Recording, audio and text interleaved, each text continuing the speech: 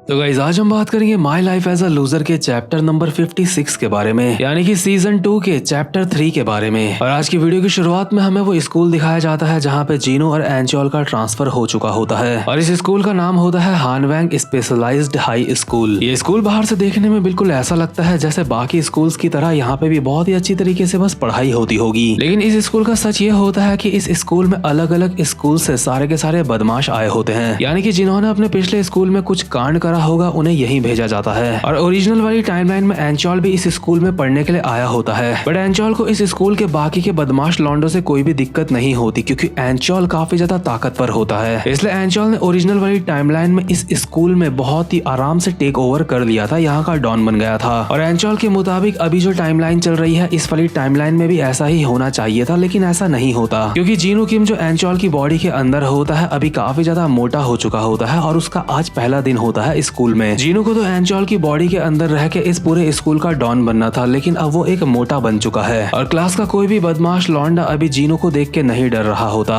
अगल बगल के लौंडे जीनू को देखते हुए आपस में बोल रहे होते हैं, आखिर ये मोटा हरामजादा कौन है? क्या इसका यहाँ पे ट्रांसफर हुआ है? ओए सुअर, क्या तो इसका दोस्त है? अबे मोटे खड़ा रहेगा या अपना इंट्रोडक्शन भी देगा? एंचोल जो जीनू की बॉडी के अंदर होता है हैरान होकर अपने मन में बोल रहा होता है, क्या इस बात का कोई भी सेंस नहीं बनता? आखिर इतने से कम समय में ये इतना ज्यादा मोटा कैसे हो गया मेरी बॉडी के अंदर? मैंने इस हरामजादे को कहा भी था कि अपने वेट के ऊपर ध्यान दियो, लेकिन इसने मेरी नहीं सुनी। इतने में ही जीनू अपना इंट्रोडक्शन देते हुए बाकी के लॉन्डो को कहता है, मेरा नाम है जीनू किम। नहीं, मेरा नाम है जैंग एंचोल। तो तुम सबसे मिलके काफी अच्छा लगा। ये बात सुन के अगल बगल के लॉन्डे कहते हैं, क्या जैंग एंचोल? इस मोटे का नाम बिल्कुल इसकी ही तरह है, एकदम बेकार। लेकिन तभी एक बंदा हैरान होकर कहता है, क्या तो तुमने कहा जैंग एंचोल? क्या तुम्हारा मतलब उसी जैंग एंचोल से है? वही जैंग एंचोल जो गैंगडोंग हाई स्कूल में पढ़ता था? हरामजादे, अब ये मत कहियो कि तू वही वाला जैंग एंचोल है। क्या तू वही जैंग एंचोल है जिसने कई सारे लोगों को जान से मारा है? और अभी असली एंचोल अपने मन में बोल रहा होता है, क्या आखिर ये क्या चल रहा है? क्या मेरा नाम इतना ज्यादा फेमस है कि दूसरे स्कूल के लौंडे भी मेरा नाम जानते हैं? और ये क्या बोल रहा है, मैंने लोगों को जान से मारा है? जान से तो मैंने किसी को नहीं मारा, लेकिन जो भी हो, लगता है मेरे नाम की वजह से ही ये लोग जीनू से डर जाएंगे। लेकिन ऐसा नहीं होता क्योंकि दूसरा लौंडा इतने में ही चिल्ला के कहता है, क्या आखिर तुम ये क्या बकवास कर रहे हो? जरा थोड़ा सा सोच के देखो, आखिर ये मोटा तुम्हें किस एंगल से जैंग एंचोल लग रहा है? जरा मुझे बताओ। ये मोटा जैंग एंचोल किसी भी एंगल से नहीं लग रहा है, ये मोटा मुझे साफ साफ सुअर लग रहा है। इसलिए एंचोल अपने मन में बोल रहा होता है, शिट,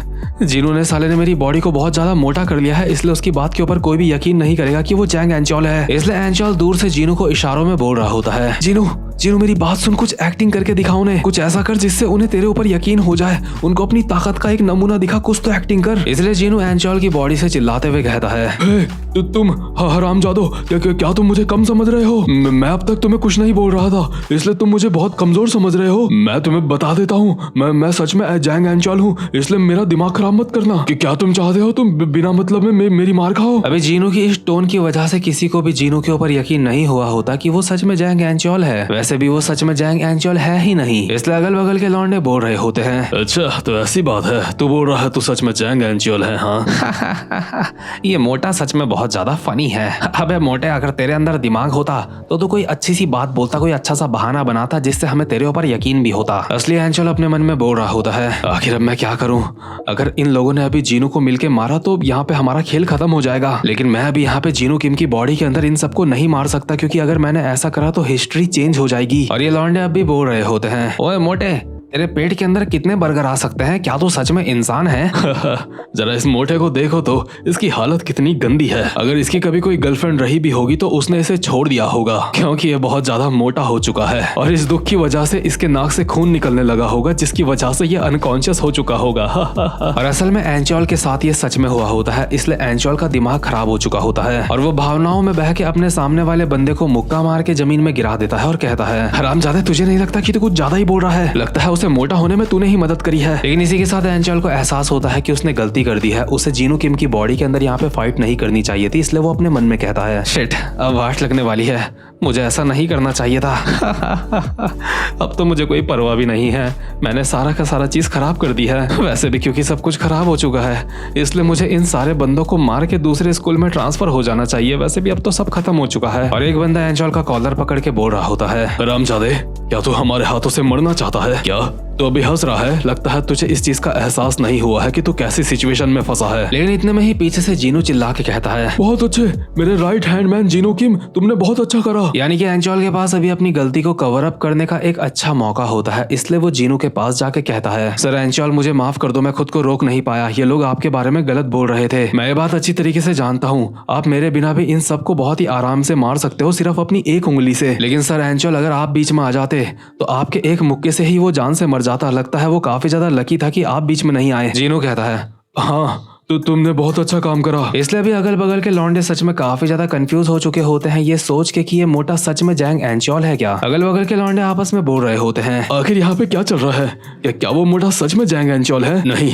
उन दोनों को देख के कुछ अजीब लग रहा है, उन दोनों को देख के साफ पता चल रहा है दोनों एक्टिंग कर रहे हैं। इसलिए इनमें से एक बंदा अपनी शर्ट निकालते हुए कहता है, ठीक है तो सच का जैंग एंचोल है ना, तो आजा मुझसे फाइट करके दिखा। लेकिन मोटा जीनू एंचोल के पीछे आके खड़ा हो जाता है और कहता है, नहीं, अगर तुम्हें मुझसे फाइट करनी है तो तुम्हें मेरे राइट आर्म वाले बंदे से फाइट करनी पड़ेगी पहले। एंचोल कहता है, ये साला हरामजादा अब भी एक्टिंग कर रहा है। अबे साले, अगर मैं ही इन सबको मार दूंगा तो चीजें कुछ भी बदलेंगी नहीं। अगर तेरी जगह यहाँ पे मैं फाइट करता हूँ तो चीजें और ज्यादा खराब हो सकती है। लेकिन इतने में ही एक बंदा इन सारे के सारे लॉन्डो के सामने आ जाता है और कहता है, रुक जाओ, मैं इस बात की गारंटी दे सकता हूँ, इस बात में कोई भी शक नहीं है कि ये बंदा जैंग एंचोल ही है। अभी यहाँ पे किसी को भी नहीं पता होता है कि आखिर ये छोटा सा चश्मिश है कौन। लेकिन ये चश्मिश अब भी बाकी के लॉन्डो को बोल रहा होता है, क्या तुम लोग अंधे हो चुके हो? क्या तुम असली जैंग एंचोल को पहचान नहीं पा रहे हो? जीनू एंचोल को बोल रहा होता है, क्या तुम इसको जानते हो? एंचोल कहता है, नहीं, मुझे तो याद नहीं है, आखिर ये है कौन और ये मुझे कैसे जानता है? इसी के साथ दूसरा बदमाश लौंडा चश्मिश को कहता है, क्या आज यहाँ पे सारे के सारे लूजर्स आए हैं क्या?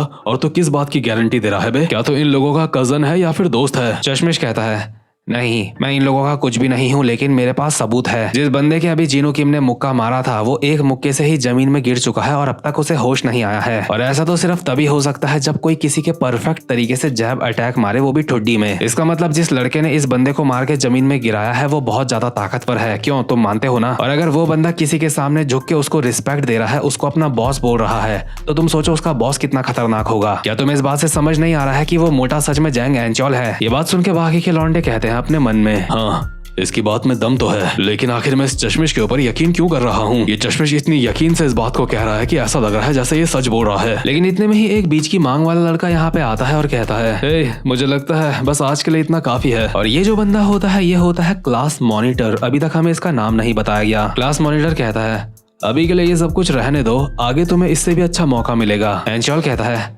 आखिर ये बंदा हमारी मदद क्यों कर रहा है? जीनू कहता है, वो हमारी मदद नहीं कर रहा है, वो हमें बाद में मारने का प्लान बना रहा है। और इस क्लास मॉनिटर को देख के ऐसा लग रहा होता है जैसे इस पूरी क्लास का डॉन यही है। लेकिन एंचोल अब भी इन सारे के सारे बंदों को बोल रहा होता है, तुम लोगों को खुद को बहुत ज्यादा खुश नसीब महसूस करना चाहिए। तुम्हारी किस्मत अच्छी है कि सर एंचोल का तुमने डरावना रूप आज नहीं देखा। सर एंचोल, आप मेरे साथ आइए, मुझे आपसे थोड़ी सी बात करनी है। और एंचोल जीनू मोटो को क्लास से धक्का मार के बाहर निकाल देता है उसके साथ बात करने के लिए। बाहर निकलते ही एंचोल जीनू की गर्दन पकड़ के दबाने लगता है और कहता है, हरामजादे, मैंने तुझे कहा था ना कि अपने वेट के ऊपर ध्यान दियो। आखिर साले तूने अपने गले में ऐसी क्या क्या चीजें उतारी थी जो इतने कम समय में तो इतना ज्यादा मोटा हो गया? जीनू कहता है, मैं तो बस नॉर्मल खाना खा रहा था, लगता है तेरी बॉडी में जल्दी से फैट आ जाता है। हरामजादे, बकवास करना बंद कर। मेरी पूरी जिंदगी में मैं कभी भी मोटा नहीं हुआ था। क्या सच में? तो तुम कभी भी मोटे नहीं हुए थे? ऑफ कोर्स मैं कभी भी मोटा नहीं हुआ था। और अगर तू ऐसे मोटा हो जाएगा तो तेरी बॉडी के साथ हम स्कूल के ऊपर राज कैसे करेंगे बे? अगर मैं इसके बारे में सोचूं तो मैंने कभी भी जिंदगी में फाइट नहीं करी अपने, और मुझे सच में नहीं पता था कि अपने वेट को मेंटेन करना इतना ज्यादा मुश्किल होता होगा। इस स्कूल के बच्चे सच में बहुत ज्यादा डरावने हैं। अबे ओए, या तो भूल गया तूने मुझसे क्या वादा करा था? तूने कहा था कि तू MMA फाइटर बनेगा। हाँ, मैंने वादा करा था, लेकिन क्या तुम ये सब कुछ नहीं कर सकते?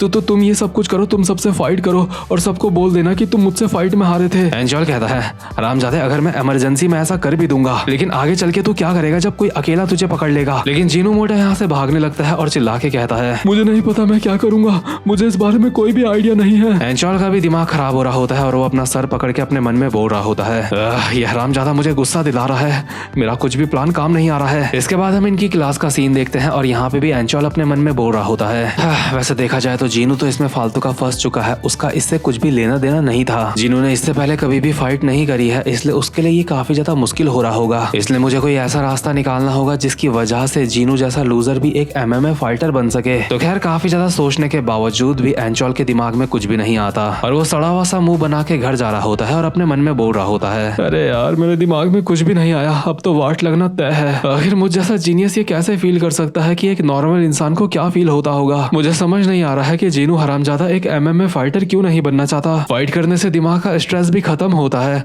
और साथ में पैसे भी कमाए जा सकते हैं MMA से। जीनू किम को जो पहला मौका मिला था, जीनू किम उस मौके से भाग चुका है। लेकिन इतने में ही क्लास मॉनिटर एंचोल के सामने आता है और कहता है, जीनू किम यही तेरा नाम है ना? एंचोल कहता है, अगर तू यहाँ पे फाइट करने के लिए आ रखा है तो यहाँ से दफा हो जा, क्योंकि सर एंचोल तुझे फाड़ के रख देंगे अगर तूने ऐसा सोचा भी तो। क्लास मॉनिटर कहता है, हाँ, मुझे गलत मत समझ, मैं बस यहाँ पे इसलिए आया हूँ क्योंकि मुझे तुझसे कुछ बात करनी है। देख, मैं सीधा मुद्दे की बात करता हूँ। मैं चाहता हूँ तू मेरे लिए काम करे, क्योंकि पहले मैं भी स्पोर्ट्स खेला करता था, इसलिए मैंने तेरी वो चीज देख ली थी जब तूने उस बंदे के मुक्का मारा था तो काफी ज्यादा खतरनाक मारा था। और तेरा ट्रांसफर हमारे स्कूल में हुआ है, इसका मतलब यह है कि तूने अपने पहले वाले स्कूल में भी बहुत ज्यादा फाइट करी होगी। इसलिए मुझे एक बात समझ नहीं आ रही है कि तू उस जैसे मोटे सांड के लिए काम क्यों कर रहा है। और ये सुन के एंचोल का दिमाग खराब हो जाता है और वो कहता है, क्या मोटा सांड किसको कहा बे तूने? क्लास मॉनिटर कहता है, चिंता मत कर, मैं अच्छी तरीके से जानता हूँ तू क्या करने की सोच रहा है। तो एंचोल का ध्यान भटका के उसके कमजोर हिस्सों में हमला करने की सोच रहा है ना? मुझे अच्छी तरीके से पता है तू जैंग एंचोल को धोखा देने की सोच रहा है। एंचोल को कुछ भी समझ नहीं आ रहा होता है कि आखिर ये साला बोलना क्या चाहता है। और क्लास मॉनिटर अब भी लगातार बोल रहा होता है। भले ही पूरी क्लास को इस बात के ऊपर यकीन ना हो कि वो बंदा जैंग एंचोल है, लेकिन मुझे इस बात के ऊपर यकीन है कि वही जैंग एंचोल है, क्योंकि मैंने इससे पहले जैंग एंचोल की एक फाइट पहले देखी है। मुझे अच्छी तरीके से पता है जैंग एंचोल बहुत ज्यादा ताकतवर है, वो पैदा ही लड़ने के लिए हुआ है। हमारे स्कूल में भी जैंग एंचोल की काफी ज्यादा बातें चलती थी, इसलिए मुझे काफी ज्यादा चिंता होती थी कि कभी मेरा सामना उस बंदे से हो जाएगा तो क्या होगा। लेकिन हैरानी वाली बात तो यह है कि वो हरामजादा इतनी जल्दी सुअर की तरह मोटा कैसे हो गया। उसको ऐसी सुअर जैसी हालत में देख के मुझे एहसास हुआ कि शायद मैं उसको हरा सकता हूँ। लेकिन एक मिनट,